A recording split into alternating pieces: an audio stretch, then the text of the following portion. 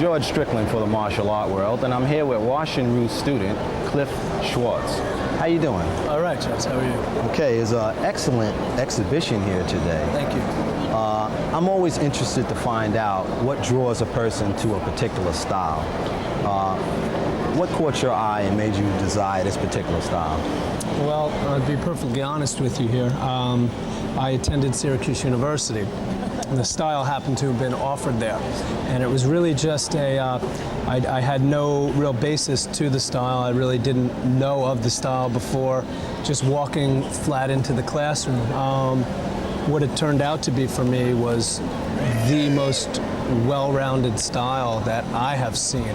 After looking at Washin-Ryu, I have sat down several classes. I sat through a Taekwondo class. I've seen a couple of other exhibitions and things like that, and just very impressed with the style. It's very well-rounded and I enjoy it a lot.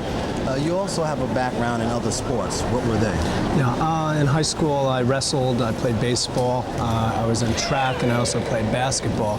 And that training's excellent, but here what I found with karate, for the first time in my life, I've gotten my mind and my brain involved in the training, and it's quite a difference when you're so used to building your outer body and the physicalness. Once you get your mind into it, it's unbelievable what you can accomplish, really. Well, you seem very proud and very dedicated to your particular style. Definitely. What do you see coming up in the future for yourself? Well, I'm just going to work as hard as I can to develop myself in Washin-Ryu. I have really no interest in any other style. To become proficient at Washin-Ryu, I think, is a lifetime dedication. Mr. Tate, the head instructor, I believe has been instructing for 17 years, and he claims he's got a lot to learn. So here I am, 6 years. It's a lifetime dedication for me. I'll just work as hard as I can. Will you be participating in further tournaments this year? Yes, I will. We have a tournament coming up in October, a Washin-Ryu tournament, which is just simply Washin-Ryu students among themselves. We had a tournament earlier this year where it was a Washin-Ryu Invitational, where we invited students from all the other styles to come against us, and we did rather well in that. How did you do personally? I had a good day. I took first place in kata and first place in sparring, but I give the credit to Mr. Tate, really, who got me very, very prepared for the tournament, both mentally and physically. He was very much a contributor to that. Well, the test of a student is during the competitions to see how they perform, and you performed excellently. Thank you. And I just want to wish you continued success. Thanks. Thank you very much. Thanks. It was an excellent exhibition today. Thank you very much. Do you do a lot of these? No, we've done a few others. I work in Newark, and I also teach at the place where I work. So I've got a Tuesday, Thursday lunchtime class there in Newark, and we had done a demonstration for that company back in January. Tell folks at home a little bit about Washin-Ryu. Washin-Ryu was brought to the United States by Hidy Ochai. Hidy Ochai has been teaching in this country for the past 23 years. He's been training in the martial arts since the age of 3. 3? Yes. Tremendous. And he's now, he'll be 50 come September. So he studied in a Zen temple, and that's where he learned his martial arts. And his master asked him to teach Washin-Ryu here. So he left the temple to come to the United States to teach Washin-Ryu. So he was definitely sent on a mission. Yes, he was. Very good. What basically drew you to this particular style yourself?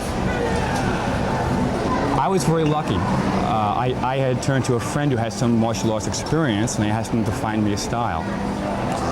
And we walked into a class, and I knew nothing about the martial arts at all. And it was very intense. And I found the instructor there, who was one of the branch instructors under Hidy Ochai, held by the name of Ernest Starr. Very intense person, but when I spoke to him, very relaxed, very kind, very humble man. And when we left the class, my friend said, "We have to go train here. That was a great school." So that happened to me when I was a senior in college. As an instructor, what do you look at a student, when a student approaches you and they want to learn this particular style, what is the basic emphasis that you relate to them? What I'm trying to do is teach them certain skills. I want them to have a raised awareness of themselves and the people around them. I see. I want them to have a higher ability to concentrate. I want them to be able to cultivate respect of themselves and the people around them. Washin-Ryu is a karate and judo school. So what you'll see in many of the self-defense techniques is karate, which is a kicking and punching, blocking technique. And the defense will be a block and a strike, and then a takedown of some kind, perhaps a finishing move after that. So many of the self-defense techniques which we teach will end up with the attacker on the ground. I see. I noticed that. Well, I want to thank you for giving us this opportunity to talk to you today. Your students were excellent. The exhibition was wonderful, and we look forward to seeing you in the future. Thank you. Thank you very much.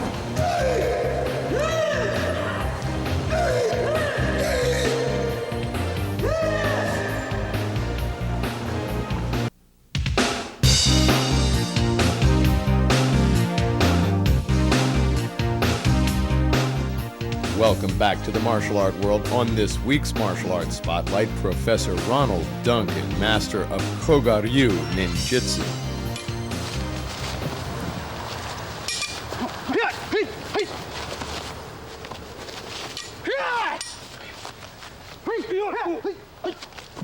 In fact, there are many ryus of ninjutsu in Japan, many of them not publicized, and those individuals who are perpetuating those systems prefer to just practice it for the sake of cultural enlightenment.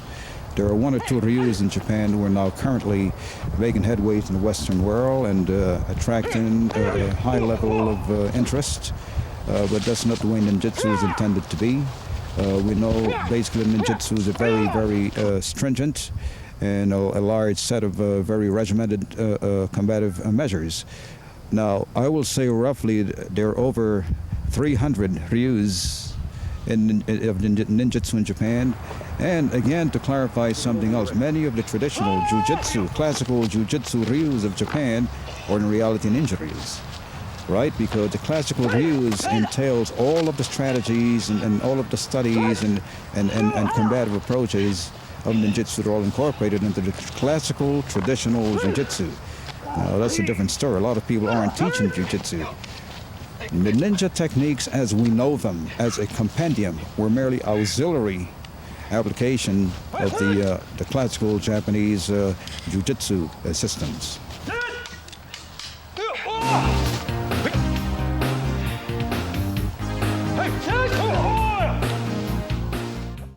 This week on the Martial Art World, our host Timac does the form of the week.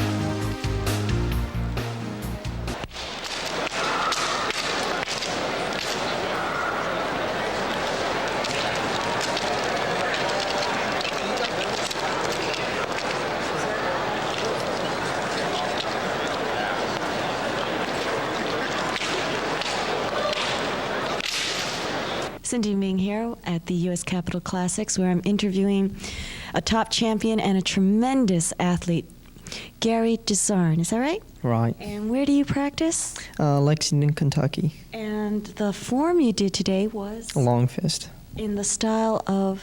Wushu. Gary, you did some performance today. How many times did you compete? Today, Yeah. twice. Twice in empty hand and weapons. And I believe you tied at some point? Yes, for empty hand I tied for first place. So did you have to do another form? Well, in some cases you have to. This time they let us perform the same form. And what was the outcome of that contest? The outcome, I was beaten by a tenth of a point. Tenth of a point. Oh, you must have been ready to scream. Oh, yes, definitely. But usually now the competitors that you're working against are so up to each other's standard that you're used to handing off trade-offs. Yes, most of the time. It's really close, neck and neck most of the time. It's really tough. So has the competitor that beat you today, did you beat him at some of the points? Earlier times, yes. Well, how often do you practice? Well, now I usually train every day, at least 2 hours. Now, can you tell us a little bit about the form that you did? The form I did is long fist, which is a required form in China. I perform a little bit different here in the U.S. because we mostly have karate judges. And I try to emphasize more power. And how did the judges respond to your performance? They liked it really well. Evidently, the board that I had today were more soft stylists, and they were looking for flowing movement, and I used more power than I did my flowing movement. So I think that's one of the main reasons that I didn't get first. Is it hard to tell what the judges like, and does that affect you when you're going out there ready to do your set? Sometimes it does. It's usually better if you're one of the last people to go, because you get a chance to see how the judges respond to different types of forms. And sometimes at the last minute you might have to change your form, make it some parts different, it just depends on what they like. Now, there's a big controversy about the style that you perform, which is wushu, form from China. And a lot of the spectators often say, well, that's just a lot of acrobatics with martial arts. How do you feel about that? Well, from, I guess, a spectator's standpoint, sometimes it does look like a lot of dance movements, but they have to understand the difficulty that's involved in the body movement and the coordination. It's just like an overall athlete. You really have to work hard. Yeah, definitely. Well, you did a tremendous job today, and I wish you a lot of success on the competition field. Thank you, Gary.